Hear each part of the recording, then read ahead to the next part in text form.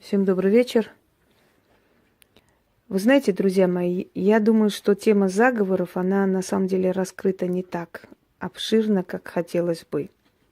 И я решила сегодня немножко раскрыть эту тему заговоров, как они составляются, какие сущности вызываются заговорами, что значит лечение словом и прочее.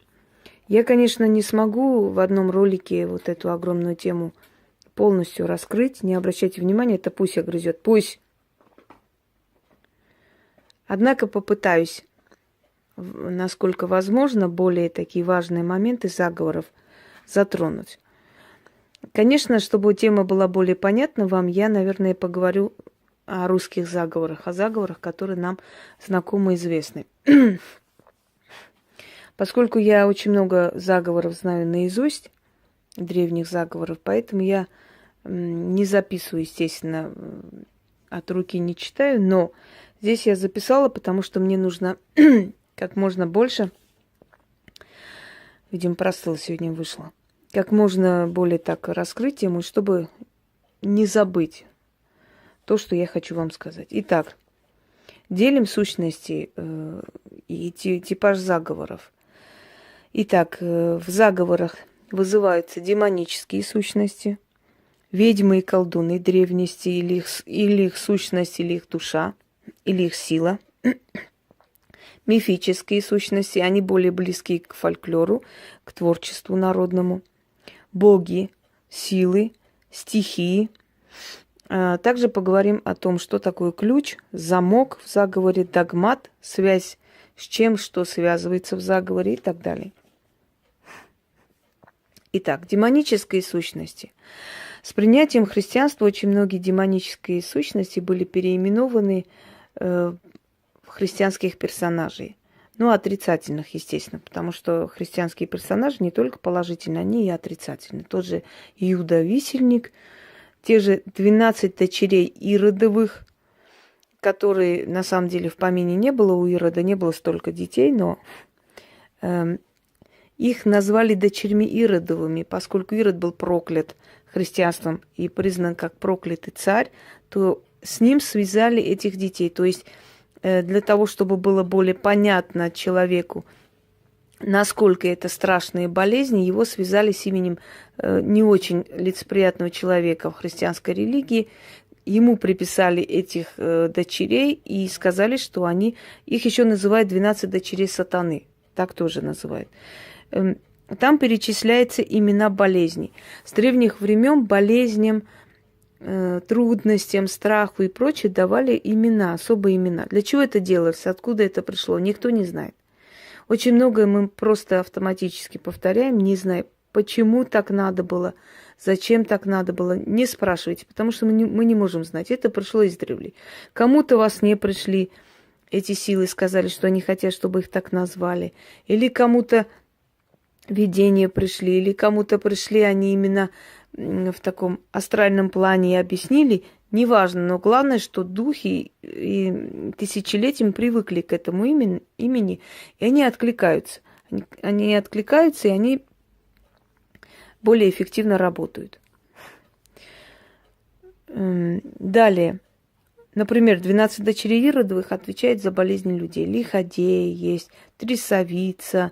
То есть каждой болезни дается определенное имя. И изгоняй их, вот понимаете, как называя именем, когда ты что-то говоришь, вот изгоняю тебя там боль. Это одно. А когда ты называешь эту болезнь определенным именем, она становится сущностью, она становится материальным. То есть она приобретает такое ментальное тело. И тогда ты это более лучше можешь изгнать, более лучше можешь вырвать и выкинуть от человека. Вот именно поэтому силы дают сами себе определенные имена через колдунов. То есть то, что сработает. Вообще я считаю, что заговоры не составляются, не сочиняются, не придумываются. Они даются. И даются они не каждому человеку. Но если даются, они даются извне. Человек не способен сам сочинить какой-то заговор, чтобы это сработало. Человеку дается извне этот заговор, и тогда он работает. Следующий момент. Когда у человека горе, мыканье, мучение, непонимание ситуации, трудности, нищета и прочее, эту сущность на Руси называли горемыка. И горемыку тоже изгоняют. Изгоняю горемыку из живота, из рук, из ног, из головы, из жила, из красной крови. Уйди из тела вон и не возвращайся. Там, изгоняю горемыку, проклинаю горемыку, выгоняю горемыку кизиком, гайдуком и пёсим хвостом. Уйди из тела вон и не возвращайся. И так далее.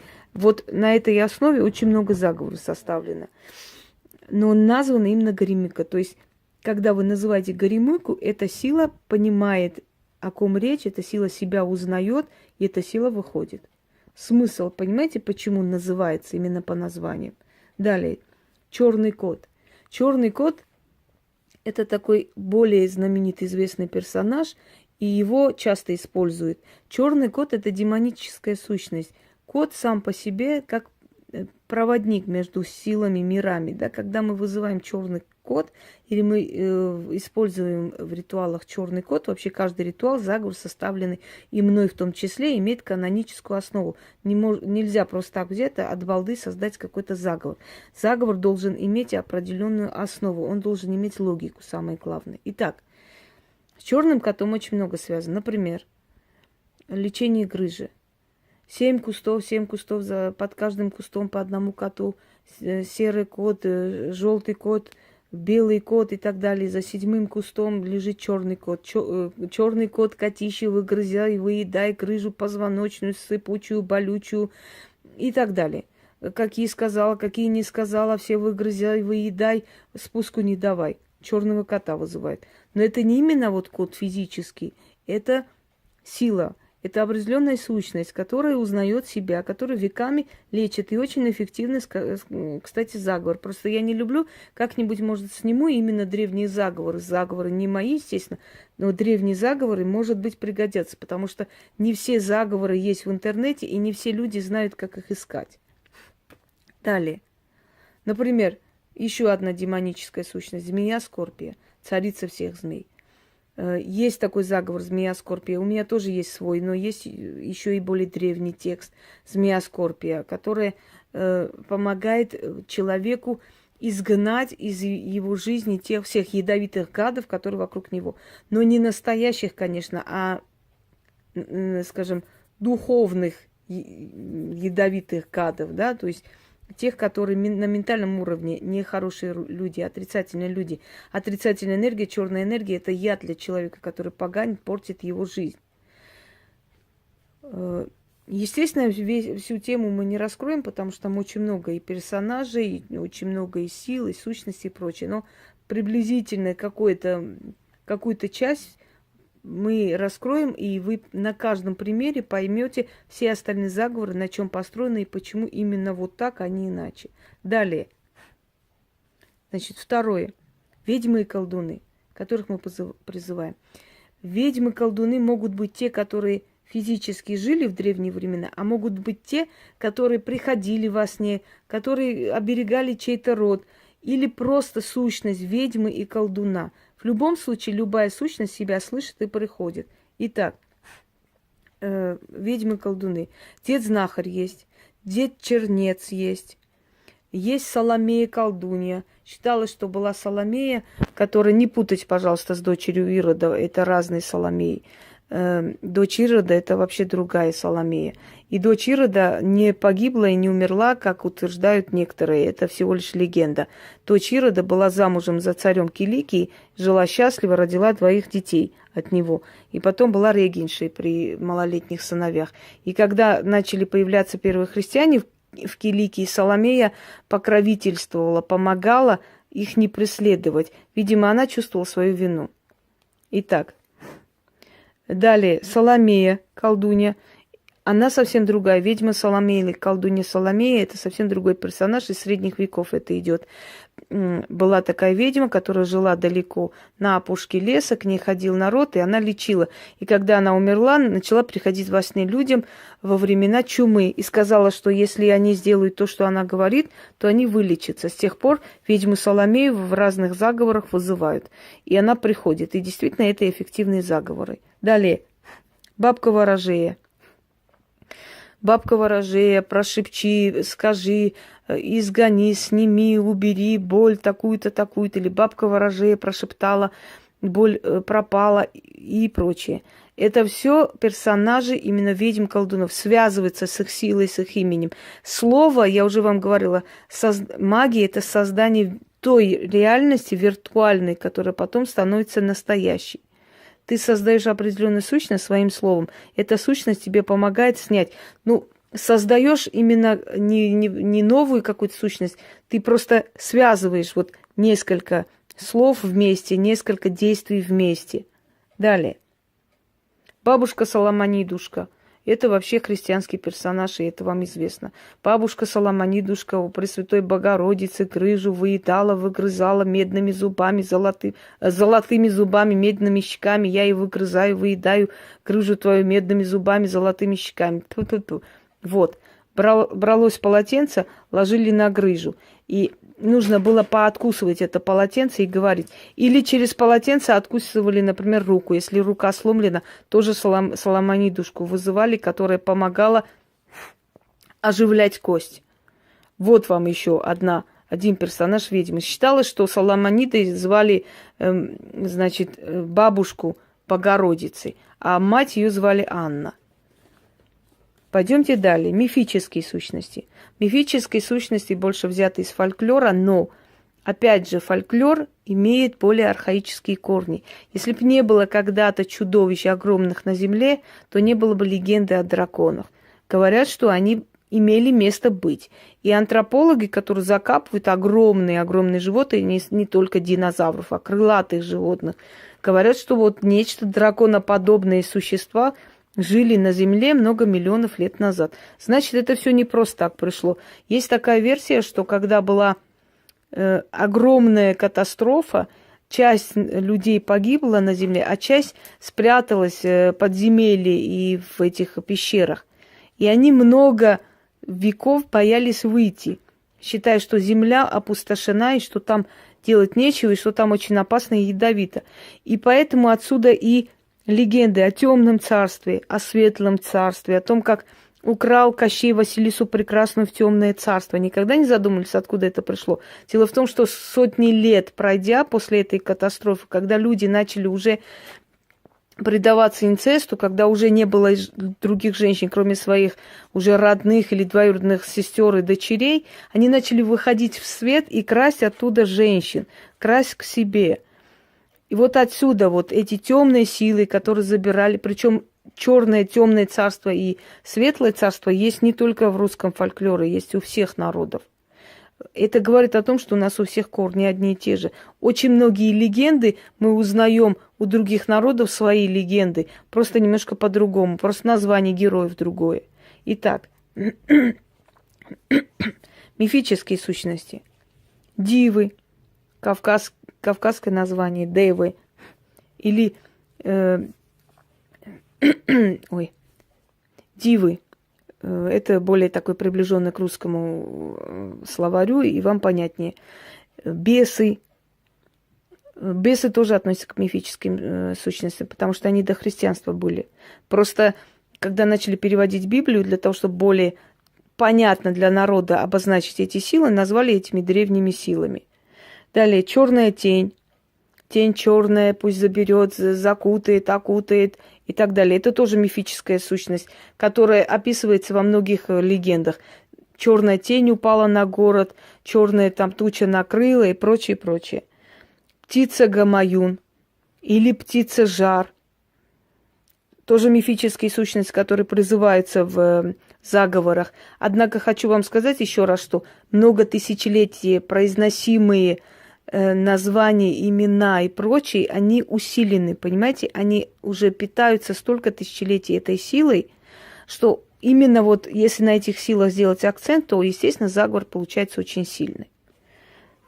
Далее у нас идут стихии. Стихи, я думаю, что вам рассказывать особо не надо, вы знаете. Обращение к воде, обращение к небу, обращение к ветру. Вода-матушка, огонь-батюшка. Воду назвали даже для того, чтобы усилить, еще раз говорю, для того, чтобы найти определенную связь со стихиями, с духами, с миром духов и прочее. Люди давали им названия.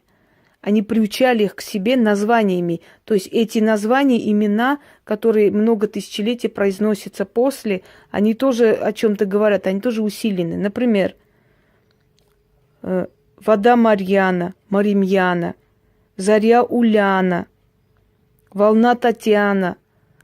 Называли их словами, называли их именами.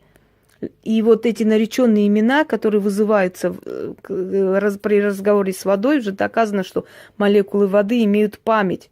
И они запоминают то, что человек говорил. Если ты с ненавистью подашь чай, может быть, человек захлебнется. Потому что вода быстро поглощает наши эмоции. Не зря же мы ванную принимаем, когда нам плохо. Особенно солью, еще с чем-то и говорим, полегчало. Далее. Боги силы. Я думаю, что вы знаете. Это уже немножко особая такая часть магии, которая много веков была скрыта, и в основном избегали называть богов и силы, и всегда говоря во имя Отца и Сына и так далее. Но на самом деле было там обращение к Перуну, обращение к иным божествам. Мать Мара, матушка там смерть, понимаете, хозяюшка, Велес, господин и так далее. То есть обращение к богам и силам. Пойдемте далее. Кто у нас еще был? Да, ключ, замок. Ключ – это определенное слово, спрятанное в заговоре. Определенная смысловая формулировка, которая вы не замечаете, но вы, когда произносите весь заговор, вот этот ключ в тот момент щелкает, и она открывается. И не каждому практику дано распознать этот ключ. Но ключ есть в каждом заговоре. Не буду говорить свои ключи, но они есть. Почему они работают? Потому что есть ключ определенный. Я уже говорила, вам достаточно произнести. Каждый практик прячет в заговорах ключ. Есть определенное слово ключ или выражение ключ. Весь заговор строится на этом ключе. Вот этот заговор вы произнесли, ключ раз открылся, и ваше слово услышано. Ключ – это достучаться до потусторонней силы, достучаться, открыть двери спасения, открыть себе двери туда, чтобы то, что ты просишь, тебе оттуда дали. Понимаете, ты же стучишься в дверь. Заговор – это стук в дверь, это просьба. Ты стучишься в дверь потустороннюю, ты говоришь, и в твоем заговоре спрятан ключ. Вот почему говорят, ключи не даны. То есть заговор-то вам дан, может быть, да, кем-то, но внутри нечто отсутствует, и поэтому оно не срабатывает. Для того, чтобы оно сработало, надо быть практиком. И тогда у тебя твой ключ, и ты это откроешь. А если простой человек, у него не срабатывает. Поэтому очень многие, например, не дают ключи. То есть они просто вот немножко меняют там, где должно сработать, и не срабатывают. И сработает только у практиков. Почему я вам сказала, что я вам даю такие заговоры, в которых есть ключи? Именно поэтому они срабатывают, дорогие друзья. В них есть ключ уже. А почему это делать? Не потому что я очень добрый, они злые. Нет. Просто потому, что я считаю, что для того, чтобы заработали их заговоры, нужно, чтобы они делали практики. Понимаете, чтобы это совершали практики. А для того, чтобы простой человек, у него нет такой силы, у него нет таких знаний, чтобы он ключ искал или просто произнес, и оно получилось. Именно поэтому для простого человека надо дать с ключом, чтобы у него сработало. И вот потому-то вы и видите, вот когда вы говорите, вот поменялось, я и удивилась, вот это получилось, я удивил, потому что оно вам дано уже с ключами. Понимаете? Вот поэтому вы раз произнесли, она открывается. Почему я говорю, не ленитесь, делайте. Делайте часто. Там есть то, что постоянно открывает вам двери спасения. Не обязательно же все говорить вам прямо, вот прям по слогам. Вот раз говорят, значит говорят. Да, вот и пусть возмущается. Пусть Там у нас дети родились, у соседей 2 детей маленьких. Вот когда они с прогулки идут, по очереди плачут. И вот Пуся думает, что это щенки. Пусек. Все. Все. Далее, последнее, что хочется сказать. Догматы. Связь. Догмат – это то, что неоспоримо, что невозможно. Я имею в виду о заговоре. Догматы. Вот смотрите. Сейчас скажу вам одну вещь. Например, на рассорку. Но это не очень сильная рассорка, но в любом случае присутствует. Опять же говорю, я сейчас обсуждаю те заговоры, которые более известны вам много лет и многим. Поутру встает солнце красное, а как ночь придет луна нежная, безмятежная, солнце красное, распрекрасное, никогда они не встречаются, вместе разом нам не являются. Так бы и такой-то такой не встречались, никогда вместе не являлись, не влюблялись, не любили и так далее. Сейчас спросите, откуда я столько знаю наизусть? Ну вот уж догадайтесь, чем я занималась в 11 классе. Пусек! Уже. Итак, друзья мои, вот солнце и луна не встречаются? Нет. Догмат. Это 1000000% так, тут доказывать нечего. Они не встречаются между собой. А значит, эти двое тоже не встретятся. Ну, я не буду вам ключ давать, как это делать. Вот в чем дело. Заговор-то я вам сказала. Далее. Как у Луны не болят зубы, так и у такого-то не болят зубы. У Луны есть зубы? Нет. Они болят? Нет. Ты связываешь одну истину с другой, а значит, у него не болит. Замок. Забыла сказать.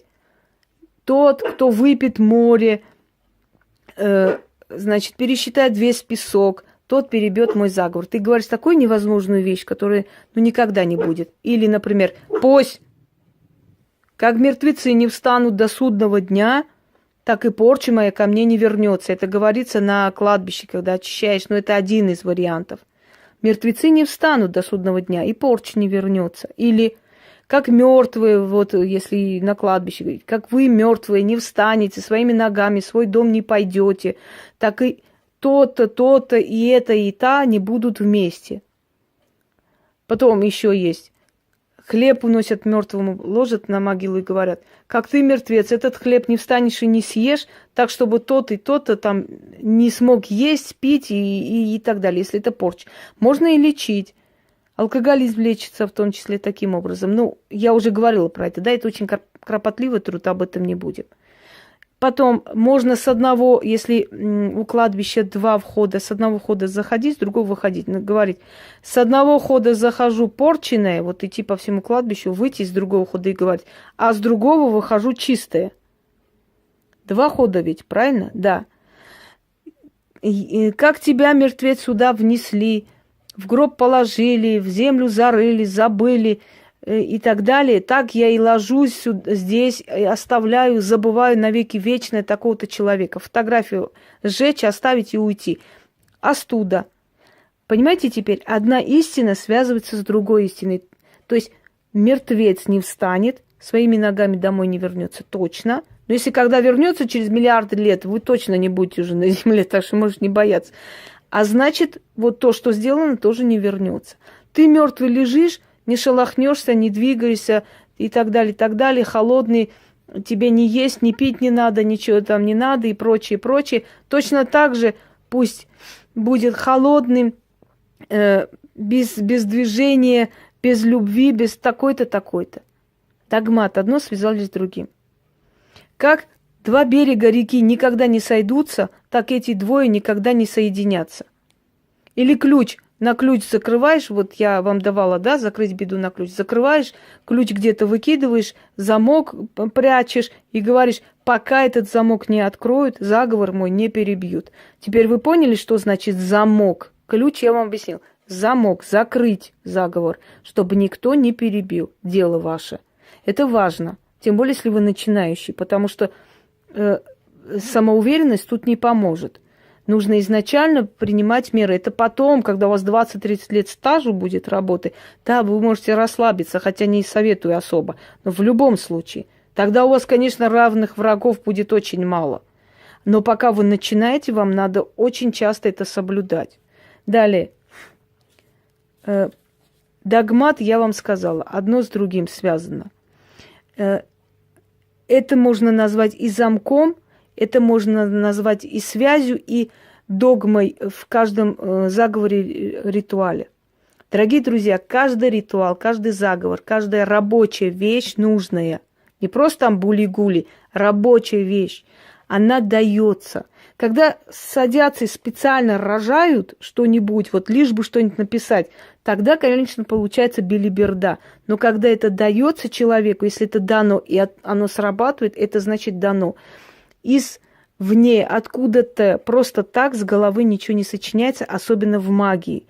Я поэтому с уважением отношусь ко всем новым направлениям, хотя многие хаят, что это 90-е, это аферизм, туда-сюда. Может, 90-е, может, это не совсем и настоящее, но я еще раз говорю, если это дано, если это работает у меня, значит, это действительно стоящая вещь, значит, это дано. Пусть как дано, неважно. Понимаете? Именно поэтому с уважением отношусь к любому автору, настоящему, правильному, сильному автору. И как говорят, у сильного мастера, да, и пошел ты на 3 буквы, срабатывает как ярый приворот. Так что это не столь важно, но до этого уровня надо дойти. А до этого уровня, чтобы дойти, знаете вот эти все истины, которые вам надо знать. Если вы хотите выглядеть грамотным практиком, вы должны это все знать, друзья мои. Должны и обязаны. Вы должны человеку объяснить, откуда это пришло, почему это пришло, что случилось, как это снять, что он будет чувствовать при этом, как поменяется его жизнь. Вот эти все истины, если вы объясните, то равных вам не будет. Вы будете не просто там бабки-гадалки где-то, вы будете уже зрелые мастера. Всем удачи, всех благ. Если будут вопросы, пожалуйста, под роликом можете спрашивать. Сколько помню, сколько я вот, на одном дыхании вспомнила, я все сказала. Конечно, это не вся информация. Конечно, есть еще больше. Всем удачи.